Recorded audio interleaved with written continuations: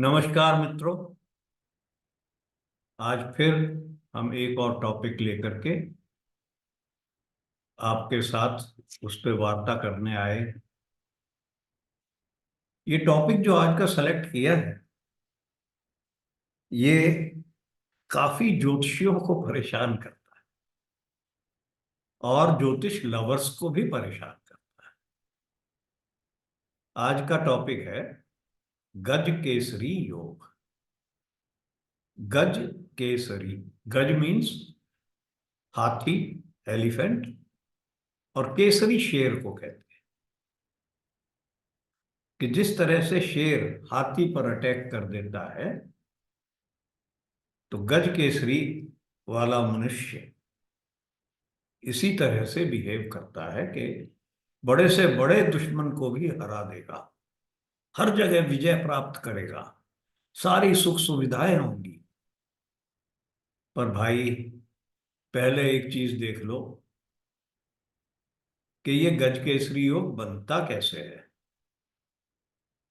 गज केसरी योग बनता है, जो सबसे प्रचलित परिभाषा है, कि जब चंद्रमा से बृहस्पति केंद्र में हो, चाहे लगन से केंद्र में है या नहीं है, तब गज केसरी योग बनता है। ठीक है, ये सबसे प्रसिद्ध परिभाषा है। और भी परिभाषा है। कुछ लोग कहते हैं लगन से बृहस्पति चतुर्थ में हो तो और नंबर बढ़ जाएगा। कुछ कहते हैं, कुछ ये क्लासिक में ही लिखा हुआ है, मैं नहीं बोल रहा हूं, कि बुध और शुक्र ये अगर केंद्र में हो तो भी गज केसरी हो। बहुत से इसको गज केसरी ना बोल के सिर्फ केसरी बोलते हैं। अब जरा सा विचार करो, हम सिर्फ बृहस्पति पे करते हैं। बृहस्पति किसी भी राशि में हो, एक महीने में 4 राशियों में चंद्रमा बृहस्पति से केंद्र में होगा। 12 में से 4 राशि। चंद्रमा एक महीने में अपने 27 दिन के भ्रमण में ही पूरा राउंड मार देता है। तो 12 में से 4 राशियों में चंद्रमा बृहस्पति से केंद्र में होगा। इसका मतलब ये हुआ कम से कम 33% हॉरोस्कोप में, 1/3 हॉरोस्कोप में, हर 3 में से 1 हॉरोस्कोप में गज केसरी योग हमको मिल जाएगा। क्या वो 1/3 आदमी, पुरुष, मनुष्य, महिलाएं, सब, क्या वो सब जीवन के इस ऊंचाई पर पहुंचते हैं?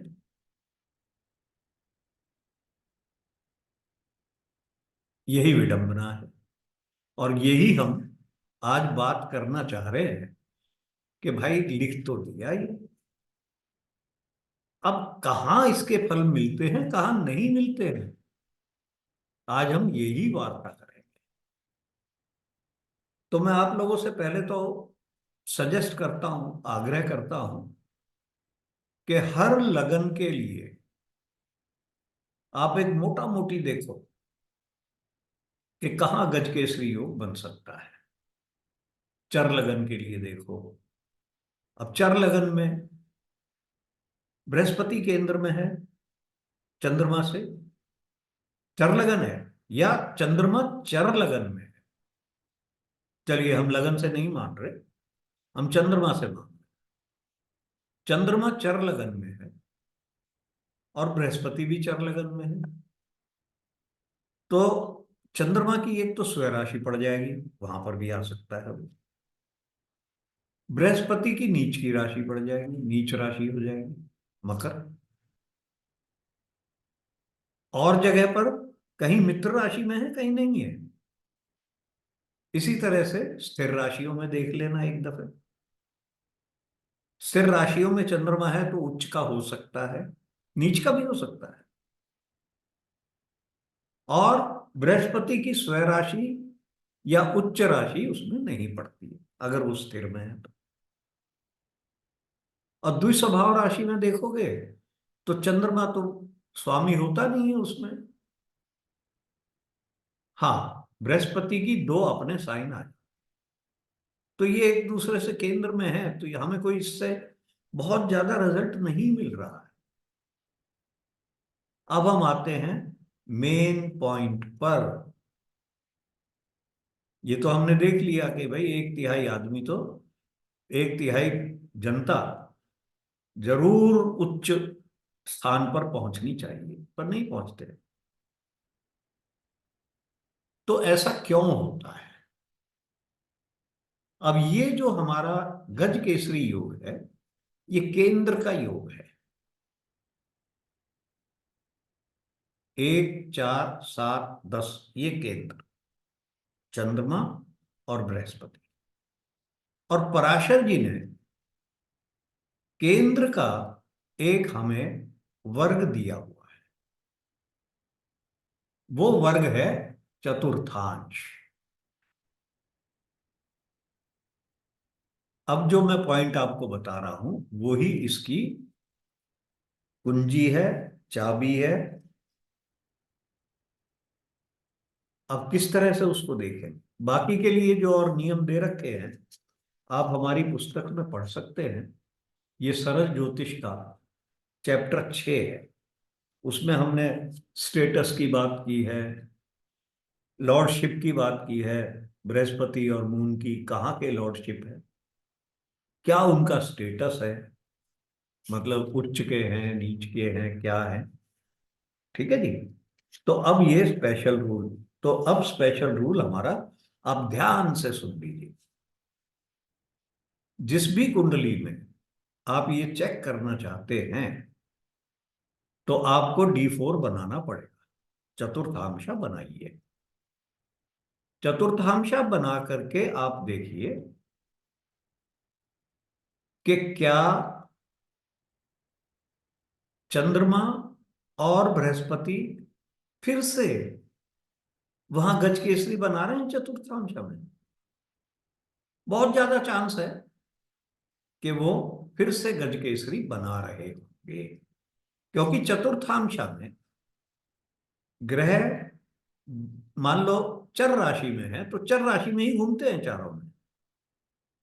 और अगर वो लगन में चर राशि में वो गज केसरी बना रहे हैं तो बृहस्पति भी चर राशि में है, वो भी घूम फिर के चर राशि में ही रहेगा, तो चंद्रमा से केंद्र में ही रहेगा या उसके साथ युति में आ जाएगा। तो अगर जन्म कुंडली में आपका गज केसरी योग है तो आपको D4 में भी गज केसरी योग मिलेगा। अब D4 जो है वो आपका सुख का, किस किस चीज का सुख आपको मिलेगा जीवन में, वो दर्शाता है। घर का सुख और सुख आपके, ज्यादातर इसको घर का सुख ले लेते हैं, विदेश यात्रा ले लेते हैं, ये सब हम ले लेते हैं। अब जो रूल है कि हम D4 में बृहस्पति को एग्जामिन और चंद्रमा को एग्जामिन करें, देखें कि उनकी स्थिति क्या है। पाप संबंध तो नहीं है, दृष्टि है या कोई कंजंक्शन आ गया है पाप ग्रहों का, राहु केतु शनि मंगल, या उनके ऊपर कोई पाप इफेक्ट नहीं है दोनों पे। दूसरा पॉइंट, इनमें से कोई उच्च की राशि में है, बृहस्पति या चंद्रमा। अब मजे की बात देखो, बृहस्पति उच्च राशि, बृहस्पति की उच्च राशि कर्क है और चंद्रमा की वो स्वय स्वय राशि है, उसी की राशि है। तो अगर कर्क में होंगे तो बहुत मजा आ गया, परंतु कोई पाप संबंध नहीं होना चाहिए। अब जितना ज्यादा पाप संबंध आपको D4 में मिलेगा इन दोनों के साथ, उतना ही गजकेसरी योग का इफेक्ट कम हो जाएगा। अगर कोई पाप संबंध नहीं है, तब वो गजकेसरी योग अच्छी तरह से फलीभूत होगा। ये तो गजकेसरी योग की बात। अब देखिए, गजकेसरी योग होना ही सफलता की गारंटी नहीं है, जब तक हमारा ये D4 नहीं मिल रहा है। बहुत से आप कुंडली देखोगे कि गजकेसरी योग नहीं है, पर फिर भी बहुत अच्छी सफलता उन्होंने प्राप्त की है, नाम प्राप्त किया है, फाइट किया है, लड़ाई करके अच्छे अच्छे दुश्मनों को नाको चने चबा दिए हैं और अपना जीवन को सफल बनाया है। पर गजकेसरी योग नहीं है, हम वो भी देखेंगे। ठीक है, तो हमारा बेसिक पॉइंट हो गया कि गजकेसरी योग है तो हम D4 में जाएंगे, और D4 में जाकर के इनके संबंध और इनकी स्थिति, स्टेटस, किस अच्छी परिस्थिति में बैठे हुए हैं वो देखेंगे। तब तो हमें गजकेसरी का फल मिलेगा, नहीं तो नहीं मिलेगा। ठीक है जी। अब हम जरा देखते हैं एक आध कुंडली लगा करके इसमें। हाँ जी, अब ये पहली कुंडली हम लगा रहे हैं। 27 नवंबर की कुंडली है। डेट ऑफ बर्थ वगैरह टाइम आप नोट कर लीजिए। अब यह देखिए, जन्म कुंडली में चंद्रमा और बृहस्पति दोनों कर्क राशि में विराजमान हैं। इन पर कोई पाप दृष्टि नहीं है, बिल्कुल प्योर गज केसरी योग बन रहा है एकदम, बगैर किसी उसके। अब हम D4 में देखते हैं। अब D4 में क्या हुआ, बृहस्पति नीच के हो गए, कोई परवाह नहीं मेरे को। चंद्रमा मेष राशि में है। चंद्रमा किससे दृष्ट है, बुध के साथ है, और कोई दृष्टि नहीं। बृहस्पति नीच राशि में है, परंतु उन उन पर शनि की दृष्टि पड़ रही है। शनि उसको दृष्ट कर रहे हैं, और शनि बृहस्पति के नीच राशि के स्वामी हैं, तो इनका नीच भंग हो गया। और जब भी कोई ग्रह जिस राशि में नीच का होता है, उस राशि का स्वामी अगर नीच के ग्रह को दृष्ट करे या साथ बैठ जाए, युति में बैठ जाए, बहुत बड़ा राजयोग। तो यहां ये राजयोग भी बना रहे हैं भाई साहब।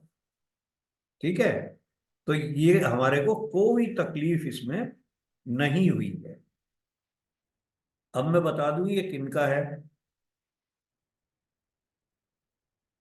ये हरिवंश राय बच्चन का हॉरोस्कोप है।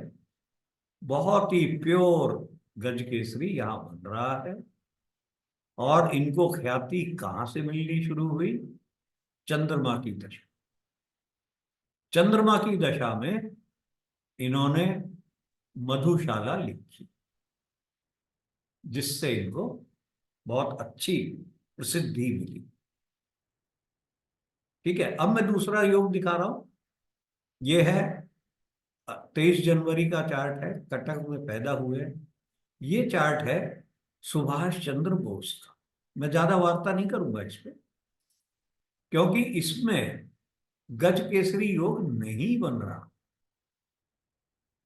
परंतु कितना इन्होंने जीवन में क्या नाम कमाया है। स्वतंत्रता संग्राम में इतनी बड़ी आजाद हिंद फौज खड़ी कर दी, और अंग्रेजों को, ब्रिटिशर्स को कितना इन्होंने परेशान किया। ये आप खुद जानते हैं, सारी हिस्ट्री आप जानते हैं। अब देखिए यहाँ गज केसरी योग नहीं है बर्थ चार्ट में, तो आपके D4 में भी ये नहीं मिलेगा। अभी हमने इस पर बात की थी, तो D4 में तो वो मिलेगा ही नहीं, तो उसको आप छोड़ दीजिए। ठीक है। D4 का सुख भी, अब देखिए, अपने में सुखी रहे शनि लगन को देख रहे हैं लग्नेश होकर के। लगन शुभ करतरी में है, तो एक हिसाब से चाहे कितनी भी कष्ट इन्होंने चतुर्थ भाव के झेले हैं, चतुर्थ भाव बहुत परेशान पिटा हुआ है, परंतु लगन बहुत स्ट्रांग है, तो इनको हमेशा ये अपनी मस्त अवस्था में, अपनी सुखी अवस्था में। अब एक और हम चार्ट देखें। यहां ये गजकेसरी योग का हम कितना अच्छा उपयोग इस व्यक्ति ने किया और रिजल्ट क्या मिला। अब ये देखिए, चंद्रमा और बृहस्पति आमने सामने हैं, केंद्र में, एक दूसरे से केंद्र में है, और बृहस्पति स्वराशि के, तो हम कहेंगे बहुत बढ़िया है, तो गज के इसमें योग बन रहा है, कोई तकलीफ ही नहीं है। परंतु अब आ जाओ D4, ये इनका D4। अब गजकेसरी योग वहां बन रहा था, तो यहां भी बन रहा है, चंद्रमा और बृहस्पति फिर आमने सामने हैं। पर अब चंद्रमा की और बृहस्पति की हालत देख लो ना क्या हो। चंद्रमा सूर्य के साथ है, वो लग्नेश है, सेव कर रहा है, परंतु केतु के साथ। ठीक है। और जुपिटर, बृहस्पति, वो राहु के साथ। इनके ऊपर आप ये तो कह लो भाई चंद्रमा जुपिटर आपस में देख रहे हैं, तो शुभ दृष्टि है, पर हम तो गज केसरी योग देख रहे हैं ना, ये तो एक दूसरे से केंद्र में होंगे। इनके ऊपर कोई और शुभ दृष्टि नहीं है बृहस्पति पे और चंद्रमा। ये एक बहुत बड़े आईएएस अधिकारी थे। ठीक है जी। मैं जरा सी इनकी हिस्ट्री याद कर लूं। ये बहुत बड़े आईएएस अधिकारी थे, खूब धन कमाया।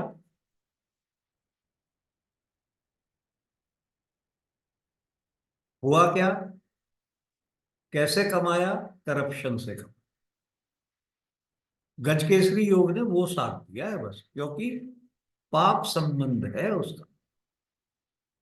और सन 84 में, सन 84 में इनके ऊपर इनकम टैक्स की रेड पड़ी, ये रंगे हाथ पकड़े गए, और उन दिनों सन 84 में 50 करोड़ से ऊपर का धन इनसे बरामद हुआ।